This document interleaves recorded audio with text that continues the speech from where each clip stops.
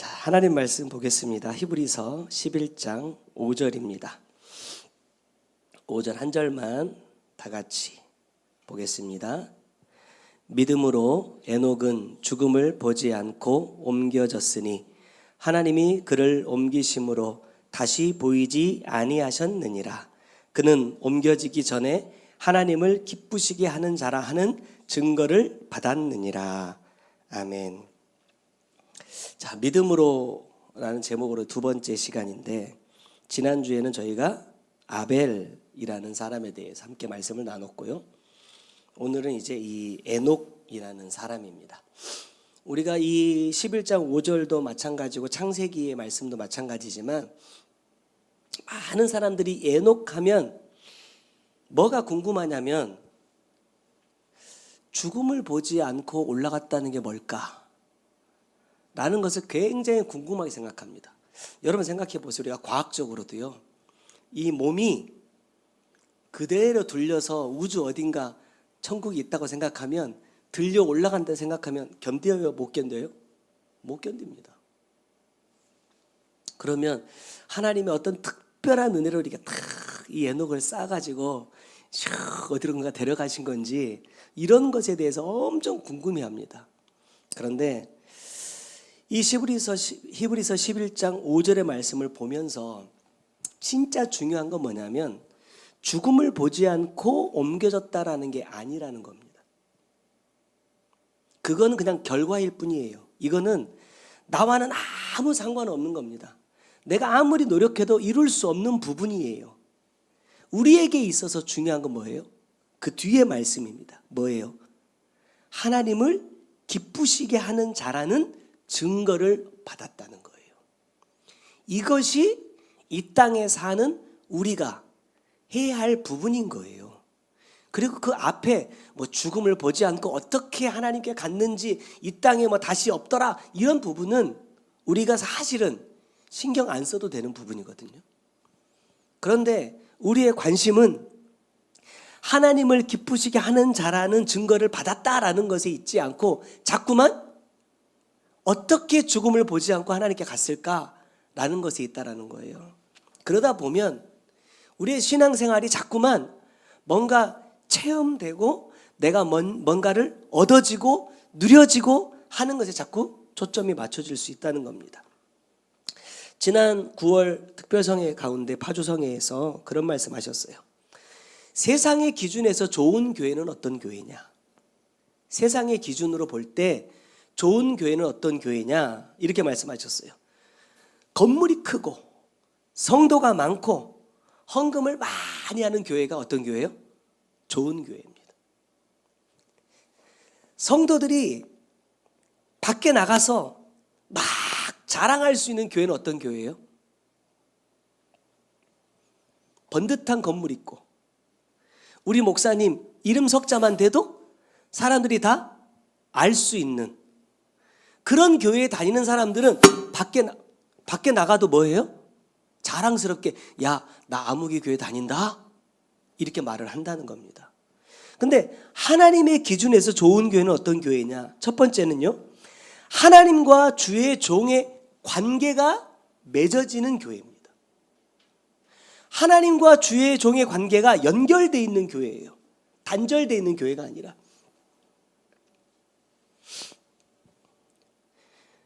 두 번째는 뭐냐? 말씀이 신앙생활의 목적이 되는 교회라 그랬어요.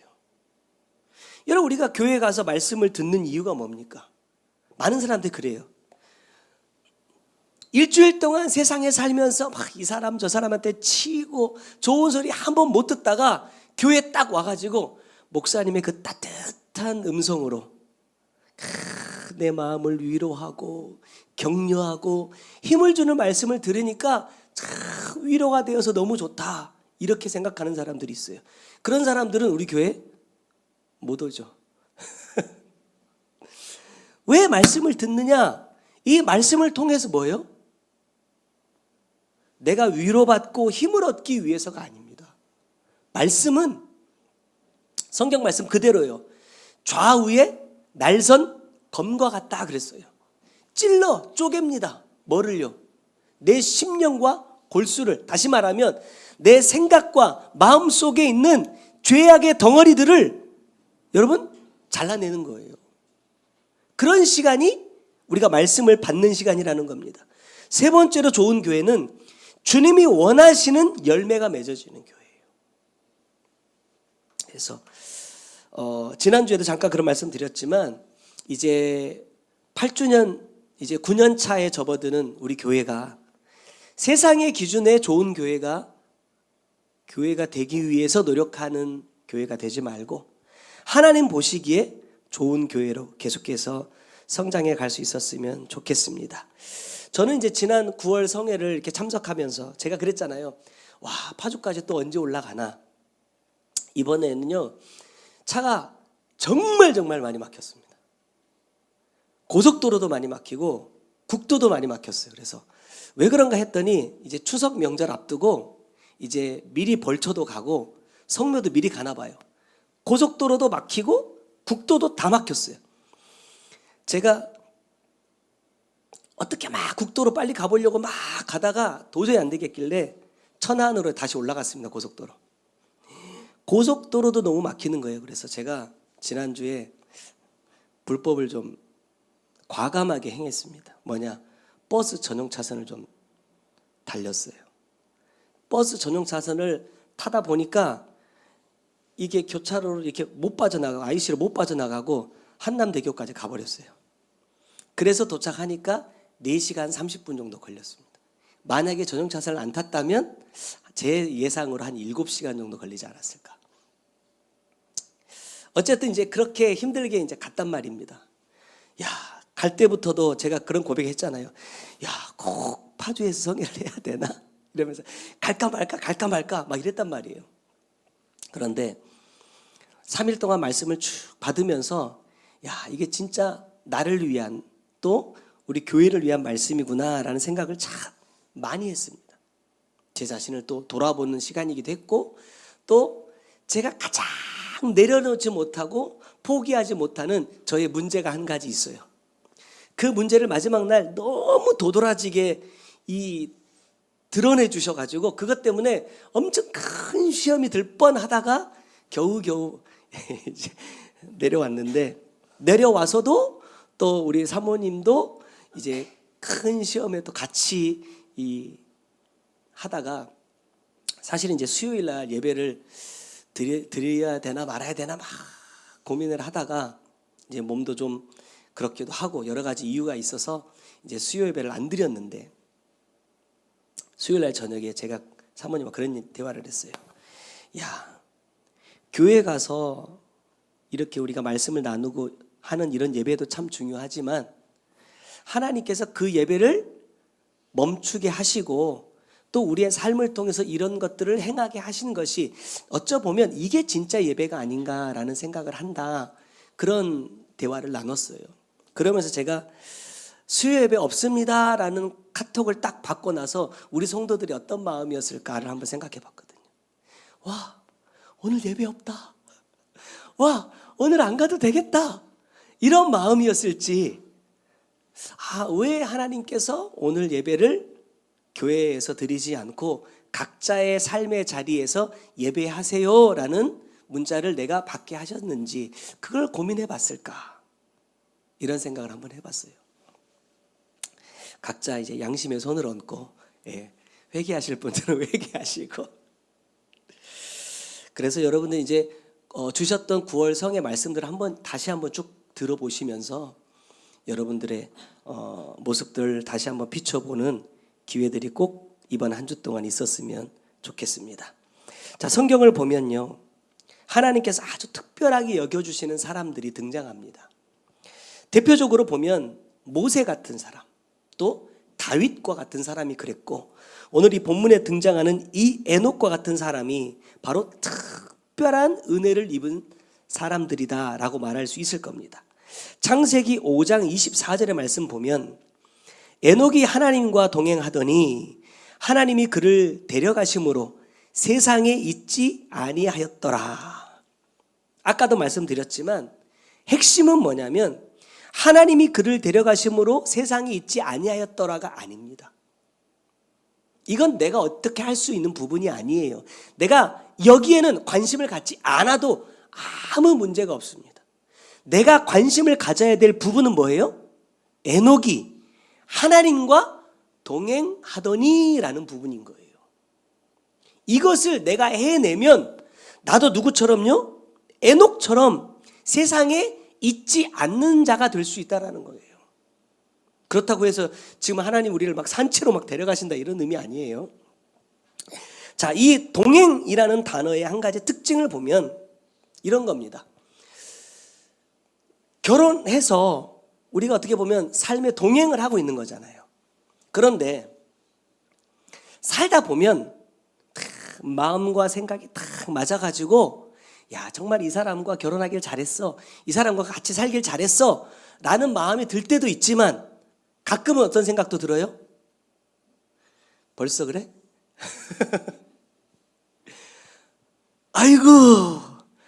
아이고 이럴 때가 있단 말이에요. 지금 성경이 말씀하고 있는 이 동행이라는 단어는 어떤 뜻을 갖고 있냐면 시작과 끝이 같다라는 거예요. 중간에 흔들렸다, 중간에 다른 생각이 들었다, 마음이 바뀌었다, 이건 동행이 아니에요. 하나님이 에녹이 하나님과 동행했다라는 이 말은 에녹이 하나님과 동행하겠다라고 결심했던 그때부터 하나님께서 그를 세상에 있지 않도록 데려가시는 그날까지 단 한 번도 뭐 하지 않았다? 마음이 변하지 않았다는 거예요. 동행이라고 말하니까 같이 출발해서 마지막에 같은 곳으로 꼴이 나면 되지 라고 생각하겠지만 성경이 말씀하고 있는 이 동행이라는 단어는 그게 아니라는 거예요. 출발과 끝만 중요한 것이 아니라 이 동행에 있어서는요, 과정도 매우 중요하다는 거예요. 왜? 그 중간중간에 마음이 바뀌고 그와 다른 방향을 보는 것 자체가 뭐예요? 동행하지 않는 것이기 때문에. 그렇게 생각해 보면 이 에녹에게 있어서 이 동행이라는 것이 얼마나 힘들고 어려운 일이었을 것이라는 것을 우리가 유추해 볼 수 있을 겁니다. 우리가 잘 아는 것처럼 이 에녹은요, 하나님과 몇 년을 동행합니까? 22절 말씀 보니까 무두셀라를 낳은 후 300년을 하나님과 동행하며 자녀들을 낳았다 그래요. 자, 에녹이 65세에 무두셀라를 낳습니다. 그래서 우리가 그런 거 잘 갖다 붙여요. 자, 에녹이 몇 년 살았어요? 365년을 살았습니다. 이거 이제 어디다 갖다 붙이는 거예요. 물론 의미도 있겠지만 저는 이걸 한번 생각해 봤어요. 그러면 300년은 동행했는데 그럼 무드셀라를 낳기 전 65년 동안은 하나님과 동행하지 않았다는 것이냐라는 거예요. 우리로 말하면 그 전까지 이 65년 동안은 그럼 하나님을 몰랐다는 얘기냐라는 겁니다. 우리가 보통 교회를 다니고 신앙생활 하는 것을 우리는 하나님과 동행하는 것이다 라고 생각하는 경우들이 많이 있어요. 근데 에녹의 경우를 보니까 무드셀라를 낳기 전에는 동행했다라는 표현을 쓰지 않고 있어요. 그런데 이 말씀에 창세기 5장의 말씀을 쭉 읽어가 보면 그의 가문 자체가 뭐예요? 하나님과 동행하는 사람들이었어요. 그런데 왜 하나님은 이 65년을 동행했다라고 표현하지 않고 있느냐라는 거예요. 자, 예수님의 생애를 보면 33년입니다. 근데 이 33년에서 30년과 3년을 나누죠. 이 30년에 대해서는요, 쉽게 말하면 마리아의 아들로 살았어요. 목수로 살았어요. 근데 이 뒤에 3년은 뭐냐면 메시아입니다. 그리스도로 살았어요. 이것을 우리는 공생이라고 말하거든요. 그러면 30세가 된 이후에 3년만 주님께서 아버지의 뜻을 이루기 위해서 일하신 기간이냐 이 말입니다. 아니잖아요. 앞에 30년도 이 마지막 십자가를 이루기 위한 삶이었어요. 근데 왜 나누느냐 이 말입니다. 하나님의 일하심에 있어서는요, 때가 있어요.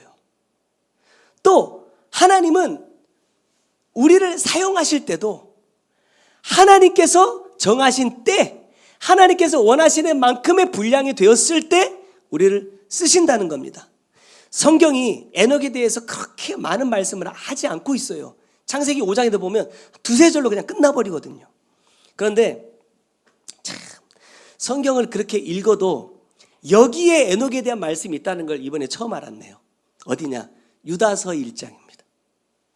유다서 1장 14절에 보니까 아담의 7대 손 에녹이 하면서 말합니다. 이 사람들에 대하여 예언하여 이르되 보라 주께서 수만의 거룩한 자와 함께 임하셨나니 이렇게 말했어요. 자, 에녹이 뭐 했어요? 사람들에 대해서 예언했다 이렇게 말합니다. 뭘 예언했느냐? 15절입니다. 이는 뭇 사람을 심판하사 모든 경건하지 않은 자가 경건하지 않게 행한 모든 경건하지 않은 일과 또 경건하지 않은 죄인들이 주를 거슬러 한 모든 완악한 말로 말미암아 그들을 정죄하려 하심이라는 것을 뭐 했다고요? 예언했다는 거예요. 다시 말하면 하나님의 심판에 대하여서 예언했다 이렇게 말하고 있습니다. 저는요 이렇게 생각해요. 자, 에녹에게 있어서 이 60원은 어떤 기간이 있냐? 하나님의 심판에 대하여 뭐예요? 말씀을 받는 시간입니다. 하나님께서 이 땅의 인류를 향해서 어떤 계획을 갖고 계시고 어떻게 심판하실 것인지에 대해서 에녹에게 가르쳐 주시는 시간입니다. 그리고 성경이 말하고 있는 동행했다라고 말하는 이 300년은 어떤 시간이냐? 이 심판에 대해서 뭐 한 시간입니까? 예언한 시간입니다. 예언이라고 말하니까 막 미래에 있는 일들을 막 말하고 이게 예언 아닙니다. 성경이 말하는 예언은 뭐예요? 하나님의 말씀을 전하는 게 예언입니다. 다시 말하면 에녹이 뭐 했다는 거예요? 사람들에게 가서 하나님께서 우리를 심판하실 것이라는 것을 전했다라는 거예요. 그 기간을 하나님은 뭐라고 말씀하시느냐? 동행이다. 그 증거가 뭐냐? 65세에 낳은 아들의 이름이 뭐예요? 무드셀라입니다. 자, 무드셀라라는 이름의 뜻이 뭡니까? 기본적인 뜻은 뭐냐면 창을 던지는 자다라는 뜻입니다. 여러분 보세요. 인류 최초의 무기는요 칼이 아니라 창이었어요. 이때 당시에 이 족장들이 창을 갖고 있다는 것은 뭐냐면 내가 지도자다라는 이런 상징적인 의미도 있어요. 그런데 이 역사학자들이 이렇게 얘기하는 것을 잠깐 살펴보니까 이래요. 이 아담의 자손들은요 창이 필요가 없어요. 왜죠? 육식을 안 했기 때문에. 뭐만 있으면 돼요? 우리로 말하면 낫. 이것만 있으면 돼요. 창이 필요가 없는 민족이에요. 근데 가인의 후손들은요 이미 그때 당시부터 뭐해? 육식을 시작했어요. 가인의 후손들은요 창을 무기로 썼어요. 근데 이 아담의 후손들은 쉽게 말하면 셋의 후손들은요 창을 쓰지 않았단 말입니다. 근데 왜 이 창을 던지는 자라는 이름을 자기 아들에게 붙여주었느냐라는 거예요. 이 무드셀라라는 이름을 반으로 나눠보면 앞에 무드와 셀라로 나눌 수 있습니다. 자, 앞에 무드는 무슨 뜻이에요? 죽는다라는 뜻이고 뒤에 셀라는 보냄을 받았다라는 뜻입니다. 이걸 합쳐보면 이런 뜻이라는 거예요. 창을 던졌다라는 것은 그때에 너희가 죽게 될 것이다 라는 거예요. 그때 너희가 죽게 될 것이다 라는 뭐예요? 경고의 메시지를 보내고 있는 겁니다. 우리가 잘 아는 것처럼 무드셀라는요 언제 죽어요? 홍수가 일어나기 전에 죽습니다. 다시 말하면 무드셀라가 죽고 나서 홍수가 시작됩니다. 에녹은 그의 아들의 이름을 무두셀라라 짓고 뭐에 대해서 계속해서 전해요? 하나님의 심판에 대하여서 몇 년 동안? 300년 동안 증거한다는 거예요. 나중에도 말씀을 잠깐 나누겠지만 이게 지금 바로 뒤에 일어난 일이 아니라니까요. 무드셀라가 969년을 살았습니다. 아직도 한참 뒤의 일이에요. 그런 징조도 없어요. 그런데 에녹은 자기에게 주신 하나님의 말씀을 어떻게 해요? 여러분, 믿습니다. 믿는다는 건 이런 데 쓰는 거예요. 에녹은 시간적으로 따져보면 한 600년, 660년 정도 뒤의 일이거든요. 그것을 미리 말씀해 주신단 말입니다. 이 65년 동안에. 그것을 에녹은요, 믿어요. 아, 이게 하나님의 뜻이구나. 이게 하나님의 계획이구나라는 걸 믿고 아무런 현상도 증거도 나타나지 않는데 뭐 하느냐? 전한단 말입니다. 우리가 성경을 읽으면서도 느끼지만 에녹이 65세의 무드셀라를 낳고 하나님과 300년을 동행하면서 뭐 했다 그래요? 자녀들을 계속 낳았대요. 자녀들이 이름이 있어요, 없어요? 없습니다.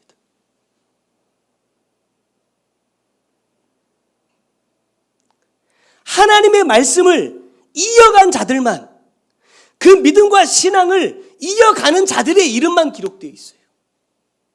나중에 그들을 통틀어서 창세기 6장에서 뭐라고 말하느냐? 하나님의 아들들 이렇게 말해요.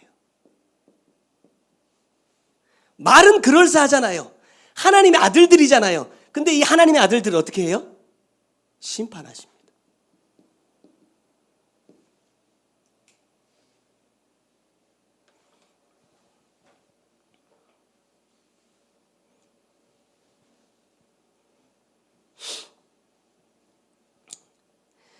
에녹이 하나님과 동행을 했고 하나님은 그 에녹을 뭐예요? 기뻐하셨다는 거예요. 다시 말하면 하나님은 어떤 사람들을 기뻐해요? 하나님의 말씀을 믿는 자들입니다. 믿는 자. 뭐 하지 않고? 흔들리지 않고 의심하지 않고. 지금 이것이 내 삶에 일어난 것도 아니고 내 자식 때에 일어날 일도 아닙니다. 그런데 하나님께서 야, 내가 너희들 하나님의 아들들이라고 말하는 이들이 누구를 좋아해요? 사람의 딸들에게 눈이 멀어서 내가 눈에 보기에 좋은 대로 이 여자들을 내 아내로 취하면서 방탕하고 죄를 지어요. 사람이 생각하는 것마다 죄뿐이다. 내가 이 땅에 사람 지은 것을 한탄한다, 후회한다 라고 말씀하신다는 거예요. 그런데 보면요, 에녹 때에 그런 게 아니라니까요. 유다서의 말씀 다시 한번 보겠지만 이것이 계속해서 진행해 가고 있는 중입니다. 아직 그렇게 도드라지게 이 죄가 나타난 것도 아니에요. 다시 말하면 에녹은 뭘 말하는 거야? 야, 우리 죄 지으면 안 돼. 우리 하나님의 말씀대로 살아야 돼. 그래야 우리가 이 심판을 면할 수 있어 라는 메시지를 전하고 있다는 거예요. 여러분, 지금도 마찬가지지만 우리가 나누고 있는 이 회개의 말씀도 사람들이 그렇게 좋아하지 않아요. 왜? 왜 맨날 책망만 하냐 이 말이에요. 왜 맨날 못했다고만 하냐 이 말이에요. 잘했다고도 하고 아까처럼 칭찬도 좀 해주고 위로도 좀 해주고 힘도 낼 수 있게 좀 해줘야 내가 더 으쌰으쌰해서 할 거 아니야. 직장 생활을 해보신 분들 후임이 들어와가지고 약간 군대 용어인데 고문관 같은 짓을 해요. 그러면 제가 딱 가가지고 그 후임한테 이러는 거예요. 야, 괜찮아, 할 수 있어. 나도 처음에 그랬는데 시간 지나니까 잘 되더라. 이렇게 해요. 예, 저는 그렇게 못했습니다. 이리 와봐. 이리 와봐, 조용히. 이따오로 할 거야? 이렇게 할 거야? 왜 너 때문에 내가 이렇게 안 돼요? 요즘 젊은 세대들은 어떤지 모르겠지만 사람은요, 괜찮아 이렇게 해주면 내 마음 같아서 저 선배가 나 엄청 배려해 주는구나, 나를 위해서 내 지금 혼나야 되는데 혼내지 않고 나 힘내라고 격려해 주는구나, 이렇게 생각하는 사람이 없어요. 이렇게 해도 괜찮은가 보구나 라고 생각하고 계속해서 고문간 짓을 합니다. 그래서 아주 강력하게 조인트를 한 방 까주면 어떻게 돼요? 그 다음부터 빠릿빠릿해져요. 사실은 말씀도 마찬가지입니다. 말씀이 어떤 때는 따뜻하고 위로가 되고 힘이 되는 말씀이 필요할 때도 있지만, 실제로 성경 안에 기록되어 있는 말씀 자체가 뭐예요? 드러내는 겁니다. 드러내는 거. 보여지게 하는 거예요. 뭐예요? 나의 실체, 나의 진짜 모습. 믿음으로라는 제목인데, 그럼 믿음이 무엇이냐? 믿음은 교회에 다니고 신앙생활하고 하나님 어쩌고 저쩌고 하는 것이 아니라 뭐예요? 하나님의 말씀을 믿고 그 말씀을 증거하는 삶을 사는 것이 뭐예요? 믿음입니다. 하나님은 그러한 삶을 사는 자를 뭐 하신다? 기뻐하신다. 첫 번째입니다. 하나님을 기쁘시게 하는 믿음은 무엇이냐? 하나님의 마음을 정확하게 아는 것입니다. 에녹은 하나님의 마음을 정확하게 아는 사람이었어요. 성경에 보면 이 에녹이라는 사람이 두 사람이 등장합니다. 창세기 4장과 5장에 이어서 등장하는데, 첫 번째 등장하는 에녹이라는 사람은 누구냐? 가인의 아들입니다. 4장 18절에 보니까 에녹이 이랏을 낳고 이랏은 무후야엘을 낳고 무후야엘은 무드사엘을 낳고 무드사엘은 라멕을 낳았더라. 여기도 겹치는 이름이 또 있어요. 이 4장 18절에 나오는 이름들을 쭉 풀어보면요, 창세기 5장에 나오는 이 에녹이 무드셀라를 비롯하여 자녀들의 이름을 지은 것과 비슷한 뜻을 가집니다. 중요한 건 뭐냐? 가인의 아들 에녹은 하나님의 의도하심을 알았음에도 불구하고 뭐예요?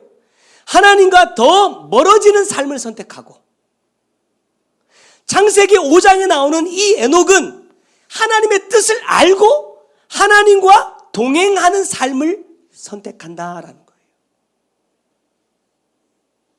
내가 과연 어떤 에녹의 삶을 살고 있는지를 한번 돌아보셔야 됩니다.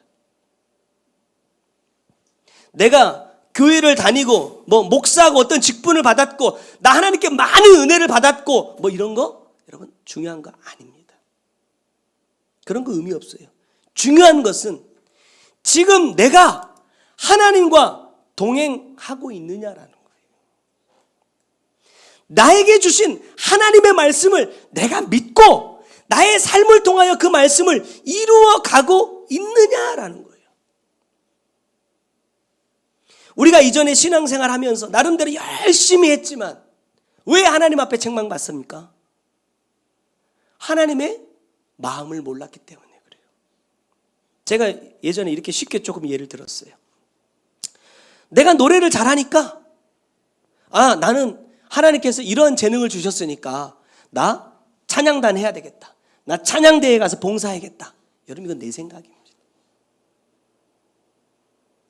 내가 그런 분야에 너무나 재능이 있어서 찬양할 때 막 성도들이 막 은혜 받고 오늘 찬양 너무 은혜로웠어 해도 그건 하나님과 상관이 없다는 거예요. 왜? 내가 있어야 될 자리에 있지 않은 것이기 때문에. 하나님께서 내가 어디에서 봉사하기를 원하시는지 여러분 묻지 않아요. 대부분의 사람들은 내가 좋아하는, 내가 하고 싶은 분야에 가서 일합니다. 교회에서도 마찬가지고요. 그것이 결국에는 하나님의 마음을 아프게 하는 것이지 하나님께 영광을 올려드리는 신앙생활이 아니라는 거예요. 어떤 일을 하느냐, 얼마나 열심히 하느냐가 중요한 것이 아니라 한 가지를 하더라도 뭐예요? 하나님의 마음에 맞는 것을 하라는 겁니다. 예전 우리 말씀 나눴죠. 마르다와 마리아 말씀하시면서 마르다가 얼마나 열심히 봉사합니까? 얼마나 헌신합니까? 주님을 사랑하는 마음에서 정성껏 대접하기 위해서 부엌에서 땀을 뻘뻘 흘리면서 일하고 있는데 주님은 뭐라고 말해요? 내 무릎 앞에 앉아가지고 말씀을 듣고 있는 이 마리아가 더 귀한 것을 선택했다는 거예요. 마르다야, 그렇게 많은 음식 준비하는 거 중요하지 않아. 한 가지만 하더라도 하나님께서 원하시는 것을 이루는 것이 중요한 거야. 너 지금 주님을 위해서 일한다고 말하면서 왜 다른 사람을 미워하냐? 그것이 그 영혼을 죽이는 것이라고, 그 영혼을 상처 입히는 것이라고 왜 생각하지 않느냐라는 거예요. 여러분, 우리가 교회 일을 하면서도 그런 적 없습니까? 너무 많아요. 제가 가끔 가다 그런 예를 들잖아요. 옛날에 전도부 할 때 뭐 예를 들어서 오후 2시에 전도합니다. 그러면 2시에 오는 사람이 별로 없어. 차도 끓여야 되고 무슨 나눠줄 이렇게 과자나 이런 것도 준비해야 되는데 사람이 없다니까요. 안 온다니까요. 테이블도 막 몇 개를 준비해야 되고 컵이며 막 그 물병이며 막 준비해가지고 막 나가야 되는데 사람이 없어. 그리고 전화가 와. 목사님, 저 거기서 기다릴게요. 이 말은 무슨 말이에요? 준비하러는 안 갈게요, 이런 말이에요. 그러면 속에서 천불이 올라옵니다. 속으로 뭐라고 말하냐? 차라리 나오지 마. 차라리 나오지 마. 꼴보기 싫어. 왜? 끝나고 나서도 나 뒷정리 안 하겠다는 거예요. 거기서 바로 집으로 가겠다는 거예요. 나간 데까지는 이해가 돼요. 여러분, 1-2시간 서가지고 길거리에서 사람들한테 차 나눠주고 전도지 나눠주고 교회 다니세요, 예수 믿으세요 하고 나서 진짜 찐이 다 빠져가지고 교회에 딱 와가지고 짐 정리할 때 얼마나 힘든 줄 아세요? 그 큰 통, 그 식당에 가가지고 우리 막 씻고 계시는 권사님들 보면 힘이 남아 돌아서 하는 게 아니란 말이에요. 근데 자기는요, 딱 끝나고 나니까 수고하셨어요. 네, 들어가세요. 어디 가는 거예요? 그럼 속에서 얼마나 미운 마음이 올라오는지 몰라요. 전도를 했느냐가 중요한 게 아니라 그 마음을 내 안에서 단절해버리지 못했다는 것이 문제라는 거예요. 그러니까 차라리 그럴 거면 뭐 하지 말라고요? 일도 하지 말라는 거예요.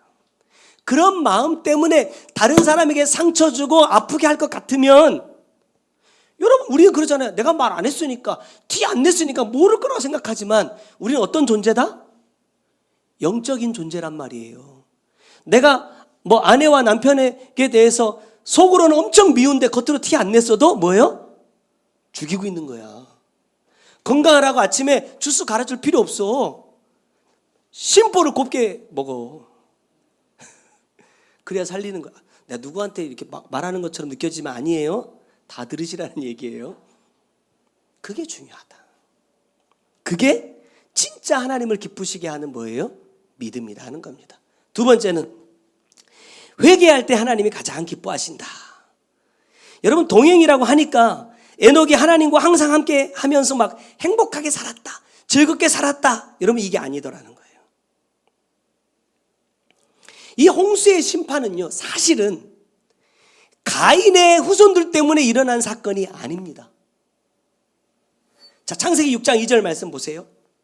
하나님의 아들들이 사람의 딸들의 아름다움을 보고 자기들이 좋아하는 모든 여자로 아내를 삼는지라. 뭐 여러 사람을 일부 다처제 했다라는 그런 게 중요한 게 아니에요. 사람의 딸들이라는 것은 쉽게 말하면 가인의 후손이라 말해도 하나님의 아들들은 누구예요? 셋의 후손입니다. 쉽게 말하면 노아와 같은 형제, 친척, 이웃입니다. 내가 낳은 자식입니다.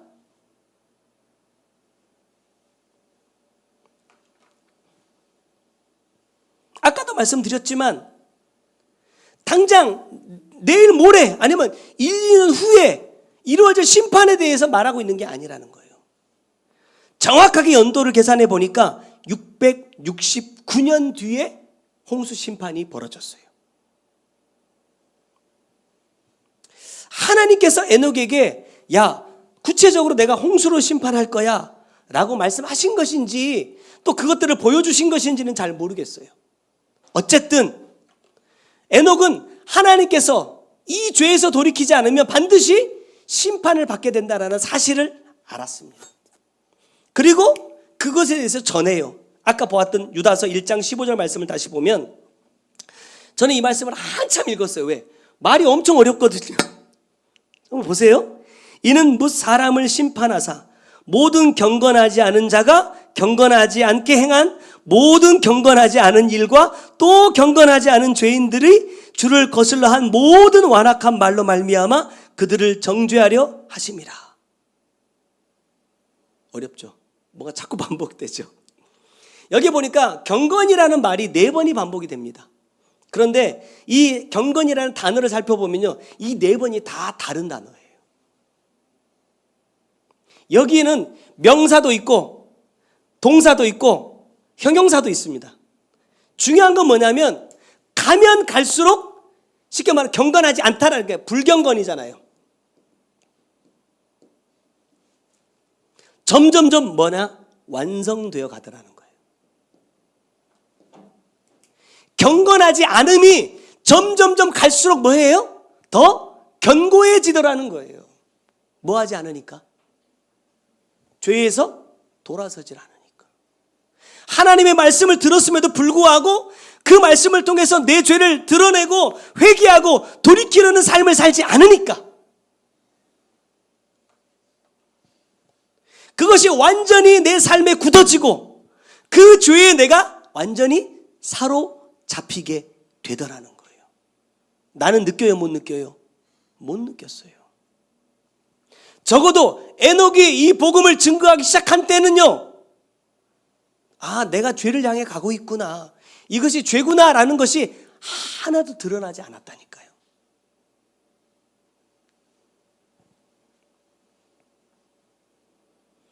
그런데도 에녹은 내 감정, 내 환경과 상관없이 하나님의 말씀을 믿고 그 말씀을 그대로 전합니다. 여러분, 노아가 방주를 만들 때도 갔잖아요. 여러분, 그 세상에 뭐가 한 번도 내린 적이 없어요? 비라는 것 자체가 한 번도 내린 적이 없다 그래요. 이슬만 잠깐 새벽에 깔렸다가 해가 뜨면 없어지던 시대였어요. 근데 배를 만들어. 뭐 온다고? 비가 온다고. 비가 뭔지도 모르는 사람들에게 하나님께서 비를 가지고 우리를 심판하신다고 말하면서 방주를 짓고 있는 노아가 어떻게 보였겠어요? 얼마나 안심스러웠을까? 에녹도 마찬가지입니다. 야, 우리가 이 죄에서 돌이키지 않으면 하나님께서 우리를 심판하신대 라고 말하고 있는 이 에녹이 그 당시의 사람들의 눈에 얼마나 어리석어 보였을까? 무슨 말이야? 하나님은 사랑이 풍성하신 하나님이야. 하나님은 우리를 용서하시기 위해서 십자가에 죽으셨어. 우리는 이제 죄의 문제에서 자유해졌어. 그런 거 걱정할 필요 없어. 하나님은 우리를 무조건 이제 구원하셔. 왜? 우리를 택하셨으니까. 그렇게 예정하셨어 라고 말한다는 거예요. 뭐가 맞아요?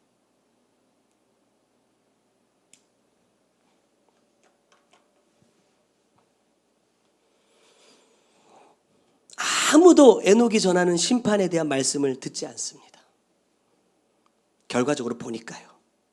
그런데 에녹은 300년 동안 최선을 다해서 복음을 전합니다. 그 마음이 흔들리지 않기 위해서, 변질되지 않기 위해서 뭘 하느냐? 자기 아들의 이름을 무드셀라라고 짓는 겁니다. 무슨 말이에요? 아들아, 너는 하나님의 심판을 절대로 잊어서는 안 된다라는 거예요. 너는 이 심판을 준비하는 자가 돼야 된다 라는 의미로 아들의 이름을 짓습니다. 이 에녹의 수고가 결실합니까? 못합니까? 외적으로 보면 아무 결실이 없어요. 근데 그의 가정은요, 에녹이 전한 복음을 붙잡습니다.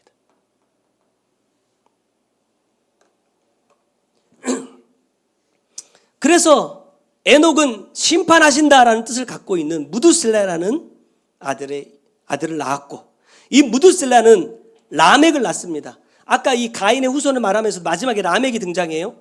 근데 여기도 라멕을 낳습니다. 이 라멕이라는 이름의 뜻이 뭐냐? 절망적이다, 파괴당한다라는 뜻이에요. 또 이 라멕은 노아를 낳습니다. 노아는 무슨 뜻이에요? 하나님이 우리를 위로하신다라는 뜻이에요. 창세기 5장 29절의 말씀 보면 이름을 노아라 하여 이르되 여호와께서 땅을 저주하심으로 수고롭게 일하는 우리를 이 아들이 안위하리라, 이렇게 말해요. 여러분, 이 말씀을 보면서 이렇게 오해하는 사람들도 있어요. 하나님께서 우리를 굉장히 수고롭게 했다. 누가 땅을 저주해요? 여호와께서 땅을 저주하심으로 사람들이 일하는 것이 너무너무 힘들고 어려워요. 그러니까 노아 이후에는 이제 이 힘들건 어려운 일에서 우리가 좀 벗어나나 보다 라고 생각할 수도 있다는 겁니다. 여러분, 이것은 아주 잘못된 해석이고 이해입니다. 땅은 하나님께서 저주하셨지만 이유가 뭐예요? 우리의 죄 때문입니다. 지금 이들이 말하고 있는 이 수고로운 삶은 무엇을 말하느냐? 땅이 저주를 받아 가시와 엉겅퀴를 내니까 네가 땀을 흘리지 않으면 농사해서 먹고 살기 힘들 거야, 그런 말이 아니라는 거예요. 이들이 말하고 있는 이 수고로운 삶은 딱 한 가지입니다. 뭐냐? 에녹으로부터 위임받은 사명입니다. 사명. 그게 뭐예요? 이 심판에 대하여 전하는 거예요. 에녹만 심판에 대해서 사람들에게 전하는 것이 아니라 무드셀라를 비롯하여서 그의 자녀들이 이어가며 뭐합니까?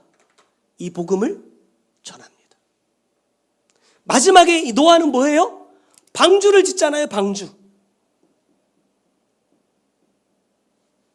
저는 이런 생각을 한번 해봤습니다. 산 꼭대기에다가 배를 만들어요. 그러면 동네에 살던 사람, 가족들이 있을 것 아닙니까? 아까도 말했잖아요. 아버지가 여러 자식을 낳았다니까요. 내 형들도 있을 거죠. 사촌들도 있을 것이고 친척들도 있을 거예요. 한 번쯤 와서 물어봤을 건 아닙니까? 야, 너 뭐 하는 거냐? 뭐 하는 거냐? 그러면 노아 입장에서 그럴 거 아니야. 하나님께서 나에게 방주를 지으라고 말씀하셨다. 왜? 심판하시니까.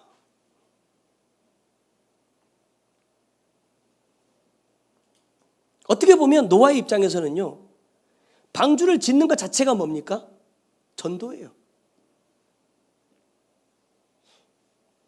그런데 한 사람도 이 복음을 받아들이는 사람이 없더라는 거예요. 한 사람도. 우리가 신앙생활을 하면서 여러분, 전도도 막 하면, 길거리 나가서 전도를 해보셨는지 모르겠지만 전도 용지 이렇게 막 나눠드리고 막 하면 사람들이 그래도 받아가면 그래도 일한 보람은 좀 있어요. 근데 내가 전도지를 탁 주는데 툭 치고 가는 사람들이 가끔 있어요. 그러면요, 되게 성질이 나죠. 안 믿는 사람들은요, 또 그렇다 쳐요. 교회 다니는 사람이요, 이렇게 말해요. 아, 저 교회 다녀요. 이러면서 가는 사람들도 있어요. 노아 때부터 자녀의 자녀들이 계속해서 이 복음을 전합니다. 그런데 한 사람도 전도가 안 돼요. 한 사람도 내 뜻에 동의해 주는 사람이 없어요. 그러면 여러분, 흔들릴까요? 안 흔들릴까요? 안 흔들릴 수가 없죠. 안 흔들릴 수가 없어.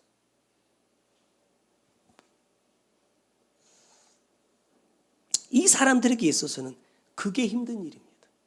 그게 수고로운 일인 거예요. 아무도 들어주지 않고 아무도 동의하지 않는 그 일을 아무런 조건 없이 해야 한다라는 것이 이들에게는요 수고로운 일이라는 겁니다. 그런데 이 아들이 안위하리라 이 말이에요. 무슨 말입니까? 하나님이 심판하고 나면 이제 뭐 안 해도 돼요? 이거 안 해도 돼요. 이거 안전해도 되거든요. 이 사명으로부터 나는 이제 뭐 해요? 자유로워진다는 거예요. 그러면 이 사람들에게 있어서 이게 복음을 전하는 이것이 얼마나 힘든 일이었는지를 여러분 상상이 되십니까? 여러분 믿음은요 예수 믿으니까 잘 되고 행복하고 평화롭고 화평하고 막 관계가 좋아지고 이런 거면 얼마나 좋겠어요. 근데 아니더라는 거예요. 똑같은 말씀 안에서도 여러분 복음이 나눠져요. 똑같은 에녹이지만 멀어지는 사람이 있고 더 가까이 다가가기 위해서 노력하는 사람이 있고, 똑같은 에녹이지만 하나님의 뜻을 알고서도 내가 원하는 것을 이루기 위해서 자녀를 낳는 사람이 있고 하나님의 뜻을 이루기 위해서 자녀를 낳는 사람이 있더라는 거예요. 과연 내 믿음은 어떤 믿음이냐 하는 거예요. 과연 이 심판을 준비하는 믿음이냐, 아니면 에이 나는 심판하고 아무 상관없어, 하나님 날 택하셨으니까 나는 하나님의 자녀니까 라고 말하는 편에 선 자이냐라는 겁니다. 에녹의 가정은, 에녹의 자손들은, 노아까지 그 가정이 이 심판을 준비하는 삶을 살아냈습니다. 그러니까 어떻게 돼요? 하나님의 심판 때에 뭐 받는다? 구원을 받습니다. 준비한 사람이 구원을 받는 거예요. 내 가족이니까, 내 혈육이니까, 내 이웃이니까, 나랑 이런저런 관계가 있으니까 아닙니다.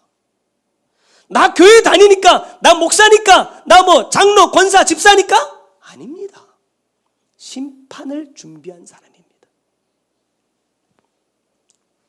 저는 말씀을 준비하면서 그런 기도를 했어요. 주님, 저보다 저의 자녀들이 더 복을 받기를 원합니다.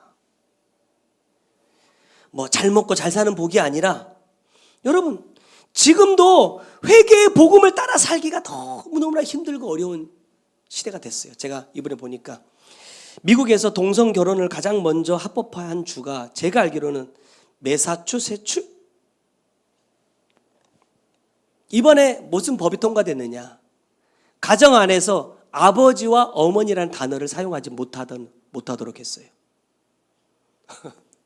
아버지를 아버지라 부를 수 없는 뭐라고 해야 되느냐, 생물학적으로 나를 낳은 부모, 낳은 사람, 또 나를 양육하는 사람 이렇게 불러야 된대요. 아빠, 엄마, 성별을 나눠서 구분해서 부르면 안 된대요.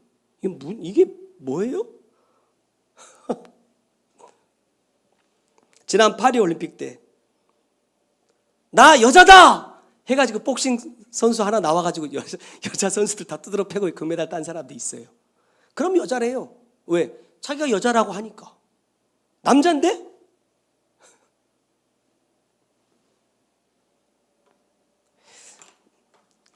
학생 인권 조례안 안에도 이 동성애에 대한 부분들이 나와 있거든요. 진보 쪽에 있는 사람들이 이 교회에 다니는 사람들을 엄청난 보수 꼰대라고 생각하거든요. 왜? 학생들의 인권을 보호하자는데 반대한다 이래요. 여러분, 좋습니다. 내가 남자지만 내가 여자가 될 권리가 있다 쳐요. 그러면 야 나는 싫어, 나는 남자로 살 거야 라고 말할 수 있는 권리도 있어야 되는 거 아니에요? 근데 왜 그 권리를 막습니까?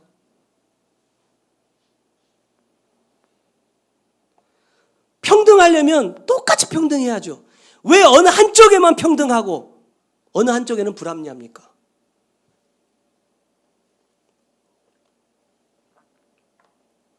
그런 법안들이 통과되기 위해서 지금 열심히 시도를 하고 있는 때를 살고 있어요.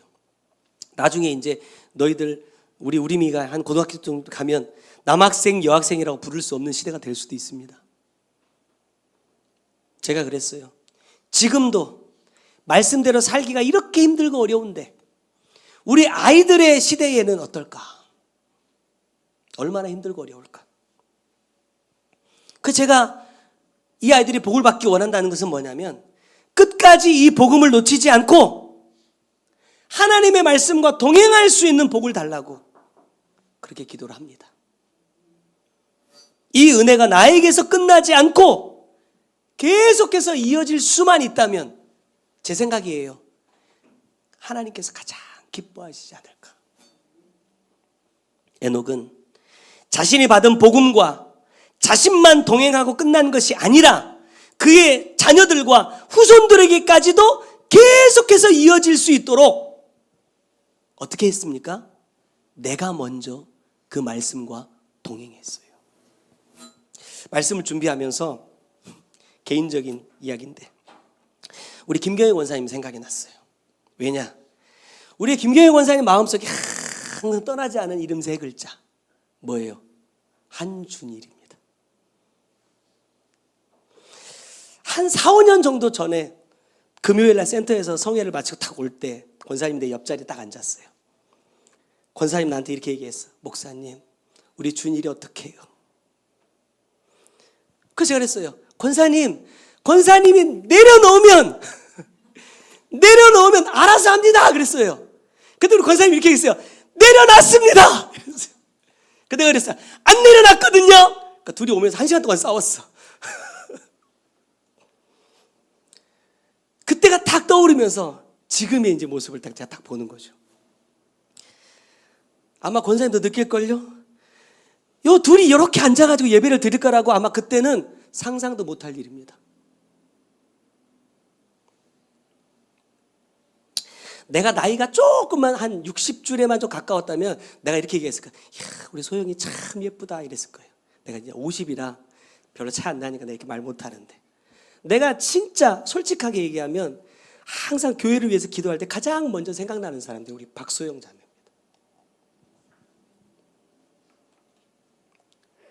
왠지는 모르겠지만 아무튼 생각이 많이 나요. 그래서 제가 열심히 기도하고 있습니다. 중요한 것은요. 내가 해야 되더라. 내 자녀들이 하나님의 말씀대로 살기를 원하면 내가 먼저 그렇게 살아야 되더라. 이번에 아주 충격적인 이야기를 들었어요. 우리 사모님이 우리미한테 이렇게 불렀어요. 뺀질바우라고. 근데 제가 45년 전에 우리 엄마한테 듣던 별명입니다. 제 아기 때 별명이 뺀질바우였어요. 왜? 엄청 뺀질뺀질 거렸나 봐요. 기억이 안 납니다. 근데 사모님이 어제 우리미한테 이 뺀질바우라고 뜨끔했어요. 왜? 그러면서 저한테 이러는 거야. 왜 그걸 안 끊고 그 죄를 끊고 났어야지 왜 안 끊고 났냐. 그러니까 똑같은 놈이 나왔어. 똑같은 짓을 하고 있어. 좋으냐? 내가 해야 되더라. 내가 정신 차려야 돼요. 내가 바르게 믿어야 돼요. 그래야 내 자녀들이 복을 받습니다. 내가 받은 이 복이 자녀들에게도 이어집니다. 저와 여러분이 이러한 믿음으로 삶을 살아가기를 주님의 이름으로 부탁드립니다. 기도하겠습니다. 사랑하는 주님, 감사하고 감사합니다. 이 연옥의 모습을 통하여서 단순히 하나님의 은혜 가운데 평안하게 행복하게 즐겁게 여유롭게 살며 동행한 것이 아니라 하나님의 이 심판의 복음을 증거하는 삶으로 나의 말에 귀 기울여 주는 이 하나 없고 내 말에 동의해 주는 사람 하나 없고 오히려 손가락질하고 미쳤다라고 말하는 그 사람들의 그 비난을 뚫고 300년 동안 묵묵히 그 복음을 전할 뿐만 아니라 이 복음이 나에게서 끝나는 것이 아니라 하나님의 심판이 이루어지는 그날까지 계속해서 이어져 갈 수 있도록 내 자녀들을 믿음으로 말씀으로 양육해 갔던 그 에녹의 삶이, 에녹의 그 믿음이 주님 내 믿음 되기를 원합니다. 나의 삶이 되기를 원합니다. 나에게서 이 하나님의 은혜가 멈추어 버리는 것이 아니라 나의 자녀에게도 그 자녀들의 자녀에게까지 계속해서 이어져 갈 수 있는 그 복을 우리가 반드시 받을 수 있도록 이 에녹의 믿음이 우리 가운데 있게 하여 주옵소서. 이 간절한 기대와 소망을 가지고 주님 앞에 기도하오니 내가 먼저 하나님과 동행하는 자 되게 하시고 내가 먼저 하나님의 말씀을 믿고 나의 삶을 통하여 실행하는 자가 될 수 있도록 역사하여 주옵소서. 귀한 예물 주님께 올려드립니다. 주님 받으시고 아버지의 거룩하신 뜻 이루어지는 우리들의 복된 삶이 되게 하여 주옵소서. 지금은 우리 구주 예수 그리스도의 은혜와 아버지 하나님의 크고 놀라우신 사랑과 성령님의 감화 감동하시고 역사하시며 보호해 주시는 귀한 은혜가 이 에녹과 같은 믿음으로 하나님과 동행하기 원하는, 또 이 복이 계속해서 이어져 가기 원하는 주의 사랑하는 성도들 머리 위에와 그들의 가정과 삶의 모든 터전 위에 이제로부터 영원토록 함께 계실지어다. 아멘.